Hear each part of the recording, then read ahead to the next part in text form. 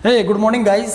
आज जिस टॉपिक के बारे में बात करने वाले हैं गाइस, वो टॉपिक है magnetic field due to a straight current carrying conductor.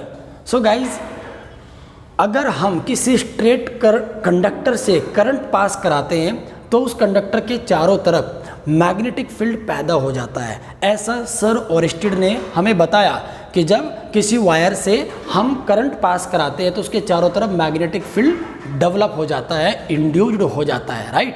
So guys, when we passed current through a wire, magnetic field induced around the wire.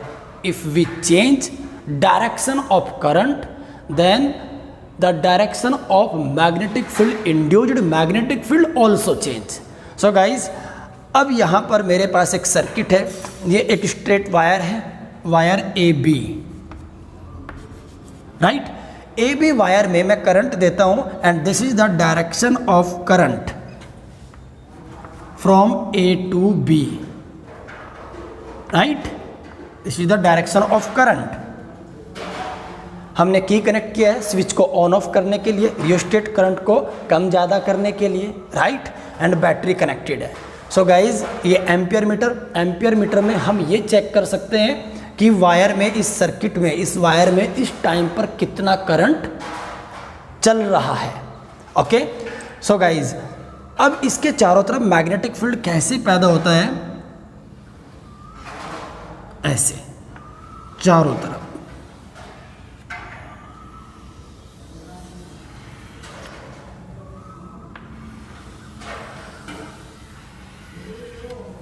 This is magnetic field and magnetic field की direction, अगर current की direction up to down है, A to B, ऊपर से नीचे, so according to right hand thumb rule हम इसकी direction check कर सकते हैं। तो थंब रूल के अकॉर्डिंग क्या होता है, अगर हम किसी कंडक्टर को अपने राइट हैंड में इस तरीके से पकड़ ले कि उस वायर में जो करंट चल रहा है वो हमारा अंगूठे की डायरेक्शन में हो, राइट। अगर करंट नीचे है तो हम अपने अंगूठे को नीचे की तरफ रखेंगे, और अगर करंट ऊपर की तरफ है तो अंगूठा ऊपर की तरफ रखेंगे। तो हमें वायर को ऐसे पकड़ना है, अंगूठा करंट की डायरेक्शन में होना चाहिए, राइट। तब जाकर हमारी जो उंगलियों का कर्ल है, जो हमारी उंगलियों का घुमाव है, जो हमारी उंगलियों का कर्ल, राइट, तो ये curl of our fingers represent the direction of magnetic field. So इस केस के अंदर करंट की डायरेक्शन नीचे है तो राइट हैंड से वायर को पकड़ेंगे गाइज, लेकिन अंगूठा नीचे की तरफ होना चाहिए क्योंकि करंट की डायरेक्शन नीचे की तरफ है। So now curl of our finger represent the direction of magnetic field. तो ये मैग्नेटिक फील्ड हमारा ऐसे बनेगा, राइट, ऐसे, अगर करंट ऊपर से नीचे आ रहा है, ये हमारा मैग्नेटिक फील्ड होगा guys. So direction of magnetic field clockwise,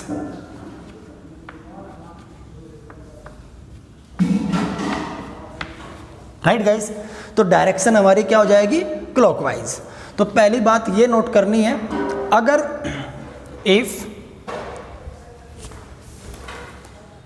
so guys, if current downward magnetic field clockwise, so अगर करंट डाउनवर्ड है मैग्नेटिक फील्ड हमारा क्लॉकवाइज होगा। If current upward magnetic field anti clockwise, अगर करंट की direction B to A की तरफ हो जाएगी तब हमारा मैग्नेटिक फील्ड ऐसे एंटी क्लॉकवाइज हो जाएगा गाइस, राइट।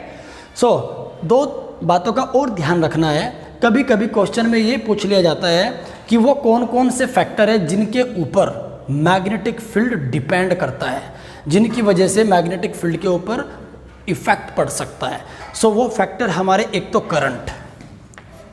सो मैग्नेटिक फील्ड को गाइज हम बी से रिप्रेजेंट करते हैं, मैग्नेटिक फील्ड,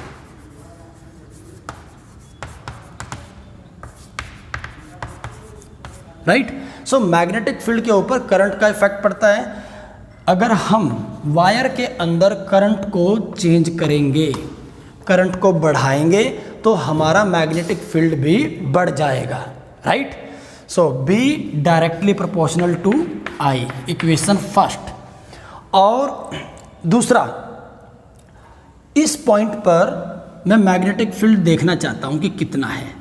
तो इस पॉइंट पर जो मैग्नेटिक फील्ड है वो एक तो इस बात के ऊपर डिपेंड करता है कि वायर में करंट कितना है, राइट गाइज। अगर करंट को हम बढ़ा देंगे तो इस पॉइंट पर मैग्नेटिक फील्ड भी बढ़ जाएगा। दूसरा, डिस्टेंस के ऊपर, वायर से पॉइंट तक की जो डिस्टेंस है उसके ऊपर भी डिपेंड करता है, राइट। तो डिस्टेंस को हम बोल देते हैं आर, ये डिस्टेंस हमारी R. So magnetic field inversely proportional to the distance of point from the conducting wire. Conducting wire से पॉइंट तक का जो डिस्टेंस है उसके इनवर्सली प्रोपोर्शनल। जैसे जैसे हम वायर से दूर जाएंगे मैग्नेटिक फील्ड की स्ट्रेंथ कम होती चली जाएगी।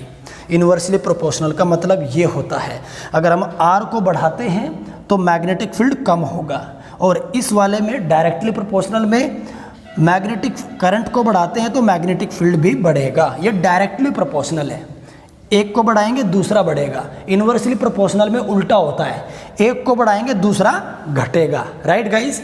सो किसी भी पॉइंट पर मैग्नेटिक फील्ड इस बात के ऊपर डिपेंड करता है कि वायर में करंट कितना है और उस पॉइंट की वायर से डिस्टेंस कितनी है, राइट। अब ये पता कैसे चलता है कि मैग्नेटिक फील्ड प्रेजेंट है?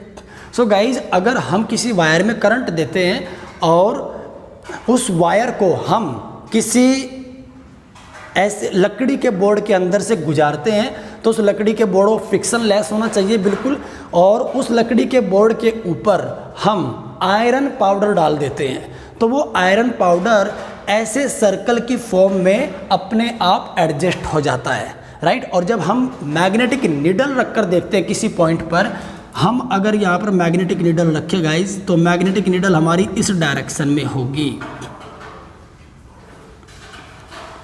इस पॉइंट पर, right. So this is the magnetic needle, direction of magnetic needle. इस पॉइंट पर रखेंगे तो मैग्नेटिक निडल इस डायरेक्शन में होगी। सो मैग्नेटिक निडल भी हमारी शो करती है। सो गाइज, एक क्वेश्चन ये भी आ सकता है कि किसी वायर के चारों तरफ मैग्नेटिक फील्ड बना या नहीं बना, ये कैसे पता करें?